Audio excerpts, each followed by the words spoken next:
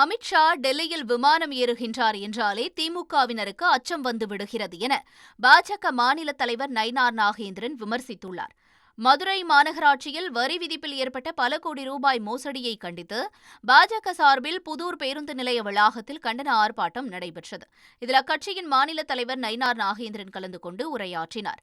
மதுரை திமுகவிற்கு ராசியில்லாத ஒரு இடம் எனவும், இதற்கு முன்னர் நடைபெற்ற பொதுக்குழு கூட்டத்திற்கு பிறகு அவர்கள் ஆட்சிக்கு வரவில்லை எனவும் திமுகவை கடுமையாக விமர்சித்தார்.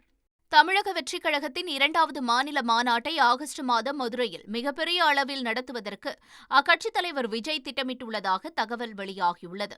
2026 சட்டமன்ற தேர்தலை இலக்காக வைத்து தவிக தலைவர் விஜய் தனது கட்சிப் பணியை தொடங்கியுள்ளார். அண்மையில் நடைபெற்ற மாநில செயற்குழு கூட்டத்தில் கட்சியின் 2வது மாநில மாநாட்டை நடத்துவதற்கான தீர்மானம் நிறைவேற்றப்பட்டது.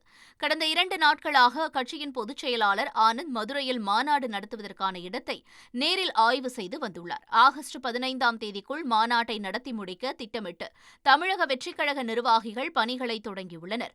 மதுரையில் நடைபெறும் மாநில மாநாட்டில் விஜய் தனது சுற்றுப்பயணத்தின் தேதியை அறிவிக்க இருப்பதாக கூறப்படுகிறது. ஃப்ரெண்ட் ஆக்கிக்கோங்க. தந்தி டிவியின் சப்ஸ்கிரைபர்ஸ் அண்ட் ஃபாலோவர்ஸ் குடும்பத்துல நீங்களும் இணையுங்க.